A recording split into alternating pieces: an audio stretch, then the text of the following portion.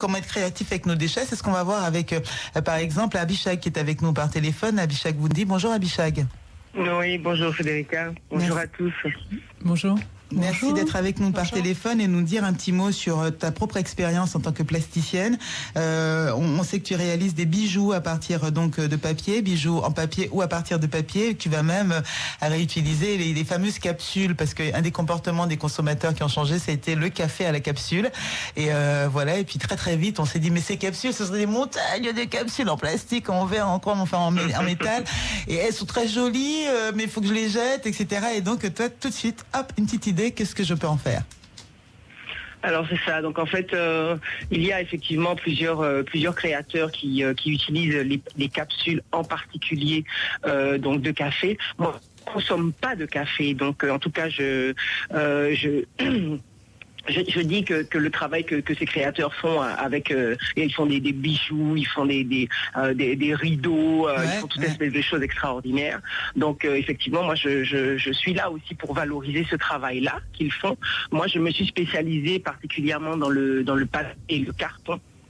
À magnifier en bijoux à porter. Et effectivement, ce sont des matériaux que j'ai commencé à utiliser par rapport à la distance en fait. La distance qui me séparait de mes fans, de mes amis, parce que mes voyages m'emmenaient assez loin d'ici. Et donc voilà, quand j'habitais à Montréal ou quand j'étais à New York, et bien en fait la promotion des expositions se fait énormément par flyers cartonnés. Et donc en fait je réutilisais ces flyers pour pouvoir en faire des bijoux, des souvenirs en fait à envoyer donc à mes amis. Et donc c'est comme ça que j'ai commencé mes premières créations de bijoux en carton et papier. Et aujourd'hui, c'est devenu une activité, on va dire, régulière, récupérer. Alors, c'était des flyers au début au Canada. Aujourd'hui, ce sont des cartons et des papiers que vous récupérez toujours? Alors en fait, il y a plusieurs toujours dans la démarche de recyclage, au moins. Oui, enfin, exactement. Oui, tout à fait. Et puis aussi, c'est une démarche de toutes les façons de conscientisation. De pouvoir appeler les plus jeunes.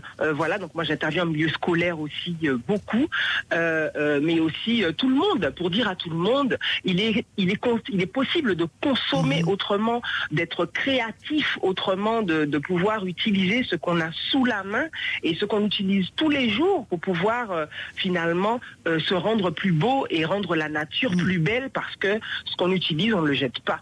Comment les personnes réagissent face à vos bijoux quand ils savent justement qu'ils sont réalisés donc en carton, en papier, peut-être récupérés? Est-ce que au contraire, ça augmente l'attractivité ou c'est l'inverse? L'intérêt qu'ils peuvent avoir. En fait, c'est surtout le travail plastique que je fais dessus. C'est que en fait les clients sont souvent très surpris.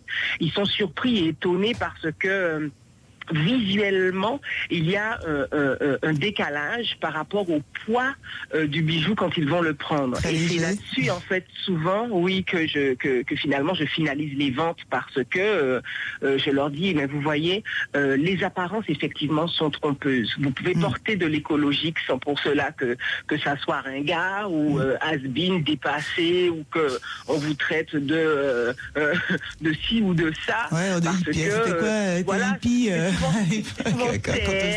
c'est souvent naturel.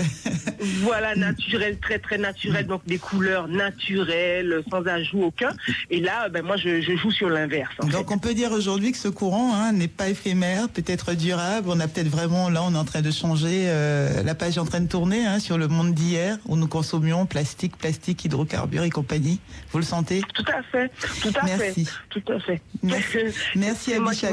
Pour voir vos bijoux et voir ces créations, pour ceux qui nous écoutent là ce matin, peut-être une adresse en ligne ou une expo ou... Alors, en ligne sur Facebook, Abishag créateur d'art.